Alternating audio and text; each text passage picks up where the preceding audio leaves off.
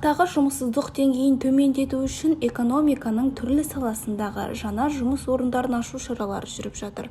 Бұл туралы орталық коммуникациялар қызметінде өткен брифингте Абай облысының әкімі Нұрлан Уранхаев мәлім етті. Биыл 23.879 жаңа жұмыс орнын құру жоспарланып отыр. Бұл облыстағы жұмыссыздық деңгейін біршама төмендетуге мүмкіндік береді. Ауыл аманаты жобасы ауыл халқының табысының артуына септігін тигізуде. Биыл жеке қосалқы шаруашылықтарды қолдау және дамыту мақсатында 211 жеңілдетілген несие беріледі. Нәтижесінде 280 жұмыс орны ашылады. Шағын және орта бизнесті қолдау аясында іске асыруға 105 миллион теңге мемлекеттік гранттар қарастырылған. Мүмкіндігі шектеулі жандарды қоғамға бейімдеуісіне ерекше көңіл бөлінеді.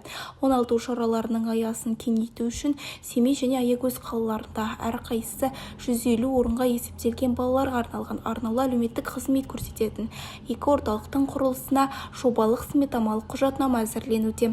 Сондай-ақ Семейде 18 жастан асқан адамдарға арналған 100 орындық психоневрологиялық медициналық әлеуметтік мекеме салу жоспарланып отыр. Облыс бойынша 18,5 миллиард теңгеге 28 жоба іске асырылуда. Биыл 27,5 шақырым жылу желісі мен 17 жылу көзі жөнделді. Нәтижесінде жылу желілерінің тозу көрсеткіші 64%-дан 59%-ға дейін төмендеді. Келер жылғы жұмыстар нәтижесінде бұл көрсеткіштерді 57%-ға дейін азайту көзделуде деді. Өңір әкімі Нұрлан Уранхаев орталық коммуникациялар қызмет алаңында өткен баспасөз конференциясы. Бұдан басқа Семей қаласында жылу электр орталығы 3 салынады. Жобаның техникалық экономикалық негіздемесін әзірлеу аяқталуда. Бюджеттен тыс қаржы есебінен жылу электр орталығы 3 сыртқы инфрақұрылымын салу бойынша жобалау сметамалық құжатнаманы әзірлеу жүргізілуде. Биыл сумен қамту саласында 33 жоба іске асырылуда. Оның 8 аяқталды. Сонымен қатар алдағы жылдары өңірде заманауи қатты тұрмыстық қалдықтар полигонын салу көзделуде. Аягөз гарнизоны әскери бөлімдері мен мекемелерінің жеке құрамы мен жол көлік оқиғаларын алдын алу және жол жүру ережелерін бұзбау мақсатында автомобильді қысқа дайындау апатсыз пайдалану кепілі айлығы өткізілуде.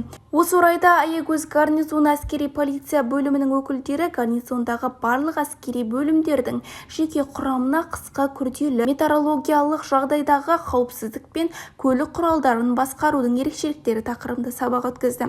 Шарада көлік жүргізуші куәлігі бар әскери қызметшілердің және жеке көлік құралдары бар әскери қызметшілердің тізімдері салыстырылды. Шара барысында жеке көлік құралдарының қысқы кезеңде дайындықтары тексеріліп, анықталған кемшіліктерді жою бойынша шаралар қабылданды. Сондай-ақ қатысушылар үшін әкімшілік құқық бұзушылық кодексінің талаптары мен жол жүру ережесі қосымша жеткізілді.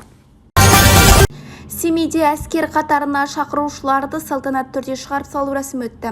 Абай алаңында өткен шараға қарулы күштердің ардагерлері, студенттер, мектеп оқушылары және жас сарбаз, балалар, жасөспірімдер әскери патриоттық қозғалысының тәрбиеленушілері қатысты.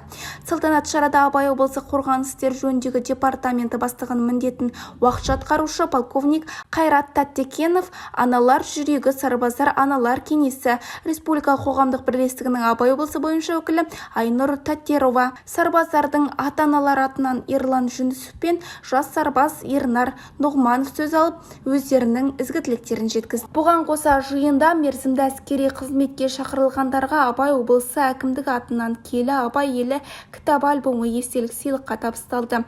Кітапта Абай облысының тарихи жерлер мен фотосуреттер, деректер мен ескерткіштер туралы мәліметтер жинақталған. Жаңалықтар легі осындай. Сіздермен бірге болған Сымбат Қайратқызы. Семей Таңы YouTube арнасына тіркеліп, маңызды жаңалықтардан хабардар болыңыздар.